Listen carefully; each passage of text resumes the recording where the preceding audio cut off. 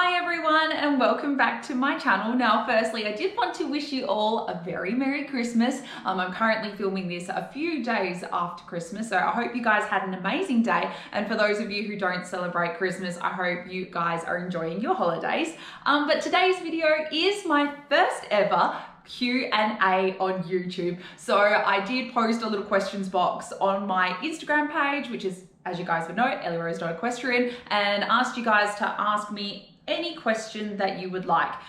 This kind of came from my post a photo of, because I was inundated with requests from you guys, which was awesome, but I just couldn't get around to all of them. So I thought I would do a Q&A on YouTube for you guys. So how I've planned this video is that I actually haven't seen any of the questions that you guys have asked me. So my boyfriend is here with me today helping me out with a video, and he looked at all of the questions that you asked me. There was hundreds of questions, so we'll try and get through as many as we can. Obviously I cannot answer 300 questions in one video, otherwise this video would go for hours. So what we'll do is I will get him to text me the questions one at a time, and I will answer them, I guess, as honestly and authentically as I can. I haven't scripted any answers. I haven't seen the questions. I can assure you it was very, very difficult to not have a little sneak peek at what you guys were asking me. So that's how we're going to plan it today, and I hope you guys are excited. I am, and if you are, don't forget to smash that like button and the subscribe button as well. It would really help me out. So let's get into the first question. Oh, we have our first one. Okay, so Tiana.Equestrian asked, who do you look up to?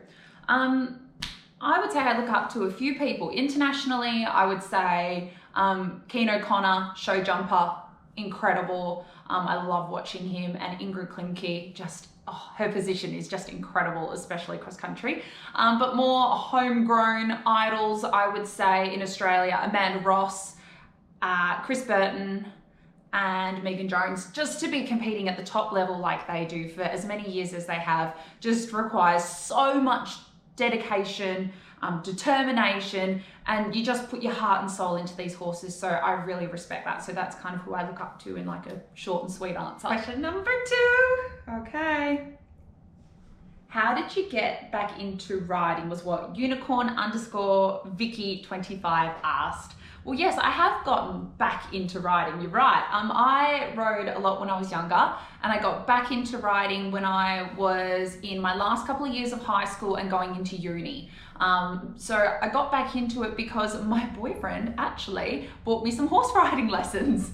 I think it was for Christmas or my birthday actually, and I was just kind of leaving another competitive sport and wanted to get into something else, and I've always had a passion for horses and horse riding, so I really wanted to get back into it, and so he surprised me with some lessons, and from there the rest is history. And I'm now a competitive eventer. Right, so I've got my third question. This is from Lana Schulenberg SJ. So sorry if I've pronounced that wrong. Your dream job. I haven't thought about this in forever. What is my dream job? It would definitely be with horses, ideally. I would probably say to actually ride, to be like a professional rider would be incredible. At the moment, I don't think that's really possible for me. My job kind of pays for my horse at the moment, but if I could work as a professional rider, that would be incredible. Question number 4 was from Liv Kate Quinn _ sorry again if I pronounce that wrong. What are your current weaknesses, in brackets, you or Enzo, / things to improve or work on? Okay, so I'll answer both of these. So the first part is, what are your current weaknesses, me or Enzo? Weaknesses for me would be my body position. I'm constantly in show jumping leaning forward. I really need to work on bringing my shoulders back and being a lot more secure in my position and kind of making myself taller.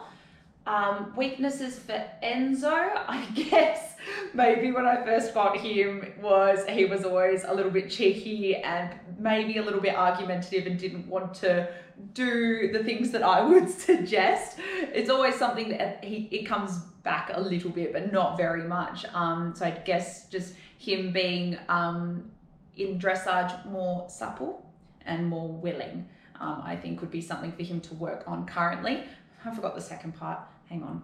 The second part, things to improve or work on. Well, I guess that's kind of something that I've really kind of spoke about before. Things to improve on for him though would definitely, or us as a team, would be us doing some clear show jumping rounds. That would be great.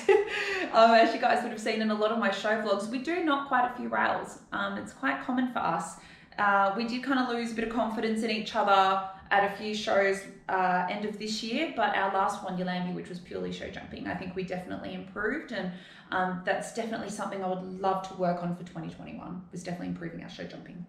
Next question is from Saged.eventing.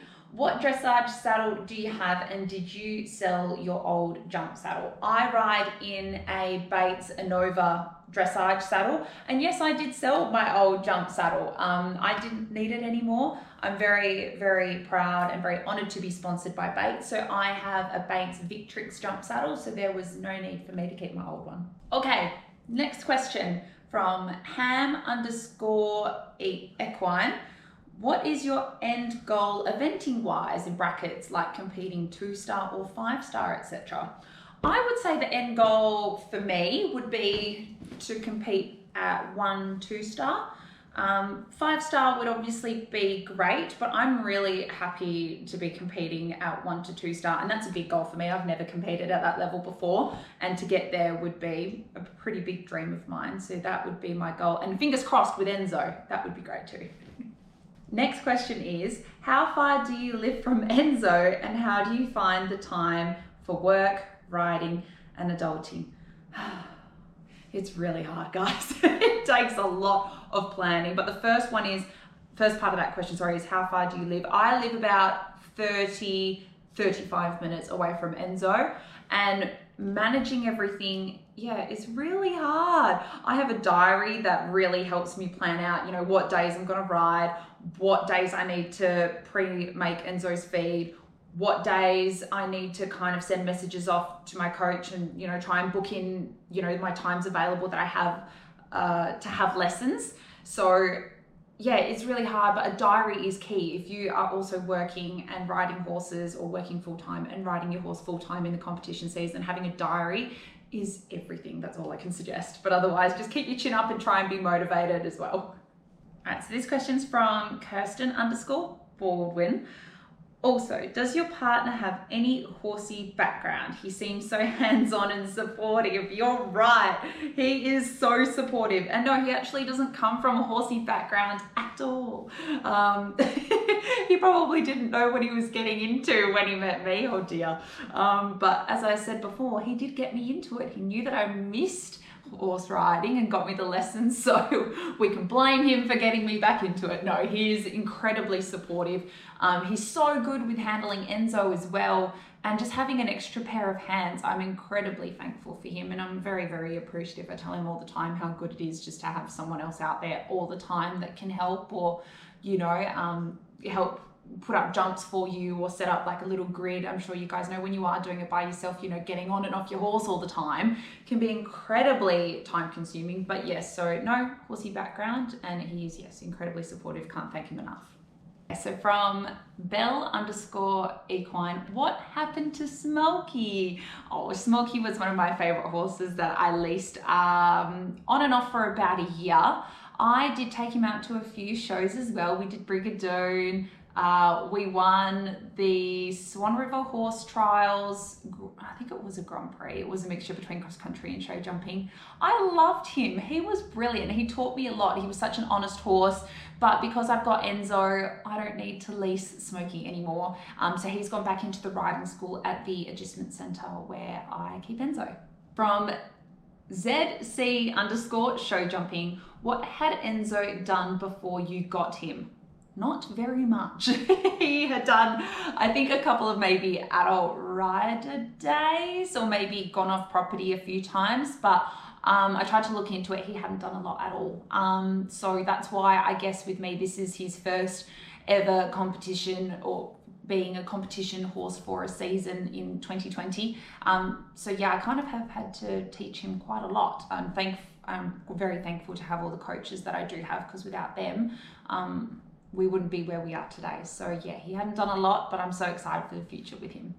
Next question is from Soph_eventing. Are you glad that you bought Enzo, or do you regret it? Good question. I am so incredibly glad that I bought Enzo. I'm glad that I kind of bit the bullet and just said, I'm gonna buy him. I've been wanting to buy a horse for a few years now, but it is hard when you kind of work out the numbers of the cost of feed and agistment, especially if you're wanting to do lessons. You know, the cost of all those things adds up, and because I'm an adult, I would have to pay for everything myself. So I am so incredibly glad that I bought him, but there has obviously been a few times with young green horses that you really just want to pack it in and say, this is so hard, I've had enough, I can't do this anymore. But I'm so glad that I didn't. I'm so glad that I've persevered with him, because he has improved leaps and bounds, and I'm so proud of him, and I can't wait to see where we go in the future. So my next question is from Tegan.Endurance.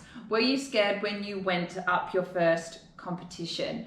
I was incredibly nervous to do my first competition. It was in my early 20s on Max, a chestnut in my Instagram feed that you would see from a while ago. It was a Gidgegan Up. And yes, I was in my kind of adult years doing my first ever horse riding competition. And I actually don't think that there's any kind of age limit as well when you should start competing. Some people think that you should start competing when you're really little. I didn't, and I still love it, and I'm still learning. But I also think that nerves are a good thing.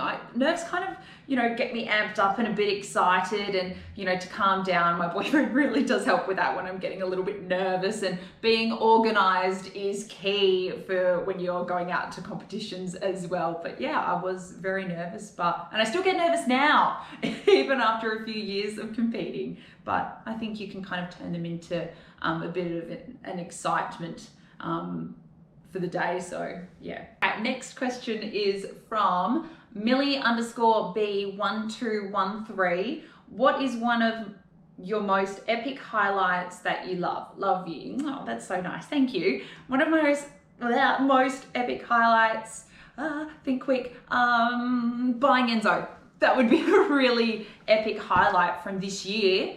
I never thought that I would kind of get to the point of actually buying a horse of my own. I thought I would just kind of be leasing horses for, you know, an unlimited amount of time. But I'm so pleased that he's come into my life. It's a really epic highlight. And, you know, I guess I could go into, you know, maybe conquering his fear a little bit of water. That was an epic highlight of just getting him into water. But just buying him is just a highlight enough for me for 2020 anyway. So yeah, buying him, epic. Okay, so my next question is from DJ_jumps_. What is your favorite matchy set? It is so hard to pick one. I have a lot of favorites, but I guess to pick one would have to be my Equestrian Stockholm Amazonite set, which is the beautiful emerald green with the white outline, which I think is a really lovely contrast to Enzo's kind of browny black coat that he's got. So that would have to be my favorite. So my next question is from ZC_show jumping. Pineapple on pizza. Yes, absolutely. The more pineapple on pizza, the better, I say. I actually love Hawaiian pizza. It's probably my go-to. Am I a child? Maybe. Still, maybe I haven't grown up, but I think pineapple on pizza is, yes, a definite 100%. So those are all the questions that my boyfriend chose for me to answer, but now I've just got a whole list of them here. So I'm just gonna try and go through as many as I can and try and do, I guess, like a quick fire question and answer. So first one from Alibu 2009. How many horses do you have? One, and his name is Enzo. Olivia.Garner07. Any tips on being more confident, as I do struggle with that a lot? Fake it till you make it, I say. You know, I guess I kind of learned this from my dancing days, you know, smiling on a stage even though you are absolutely terrified. Just keep your chin up, keep working hard, and practice, practice, practice is what I say. You know, the more that you practice at home, the more you'll feel more prepared to go out and compete. So that would be my answer. Falcon _ Equestrian 13, what is the highest you have jumped and where?